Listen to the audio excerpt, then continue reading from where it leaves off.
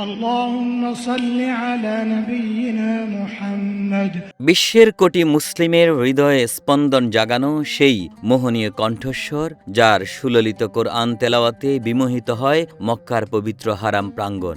দীর্ঘ ৩৬ বছরের এক অবিস্মরণীয় আধ্যাত্মিক পথের পথিক হয়ে এক অনন্য মাইলফলক স্পর্শ করতে যাচ্ছেন শায়েখ ডক্টর আব্দুর রহমান আস-সুদাইস। মসজিদুল হারামের মিনার থেকে ভেসে আসবে খতমুল কোরআনের সেই অশ্রুসিক্ত মোনাজাত। তখন রচিত হবে ইতিহাসের এক নতুন অধ্যায়। পবিত্র মাহে রমজান মাসের ২৯তম রাতে মক্কার মসজিদুল হারামে খতমুল কোরআনের বিশেষ মোনাজাত পরিচালনা করবেন হারামাইন প্রেসিডেন্সির প্রধান ও প্রধান ইমাম শায়েখ ডক্টর আব্দুর রহমান আস-সুদাইস। এর মাধ্যমে মসজিদুল হারামে টানা ৩৬ বছর কোরআন খতমের দোয়া পরিচালনার এক অনন্য রেকর্ড গড়বেন তিনি।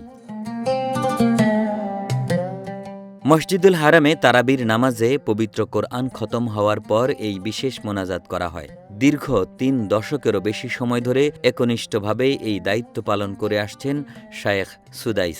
এবার তার এই বিরতিহীন রেকর্ড ৩৬ বছরে পা দিতে যাচ্ছে, যা বিশ্ব মুসলিম উম্মাহর কাছে এক বিস্ময়কর মাইলফলক হিসেবে বিবেচিত। রমজানের ২৯তম রাতে মসজিদুল হারামে তারাবিতে অংশ নিতে ইচ্ছুক মুসল্লি ও উমরাহ যাত্রীদের জন্য বিশেষ সতর্কতা জারি করা হয়েছে। ভিড় সামলাতে ওই রাতে একবার মসজিদ থেকে বের হলে পুনরায় প্রবেশের ক্ষেত্রে কড়াকড়ি থাকবে। অর্থাৎ যারা মসজিদ থেকে বের হবেন তারা পুনরায় ঢুকতে পারবেন না। তাই মুসল্লিদের পরামর্শ দেয়া হয়েছে তারা যেন অজু করে এবং পর্যাপ্ত পানি ও প্রয়োজনীয় জিনিসপত্র নিয়ে মসজিদে প্রবেশ করেন।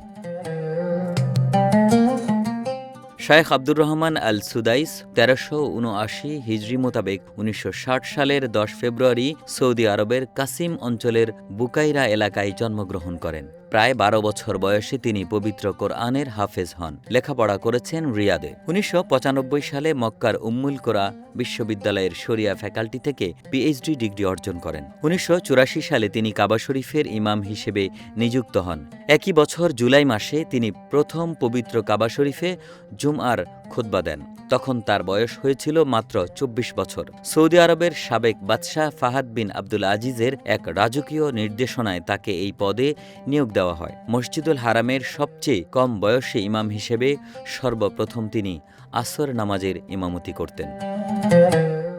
একে আজাদ, রূপালী বাংলাদেশ।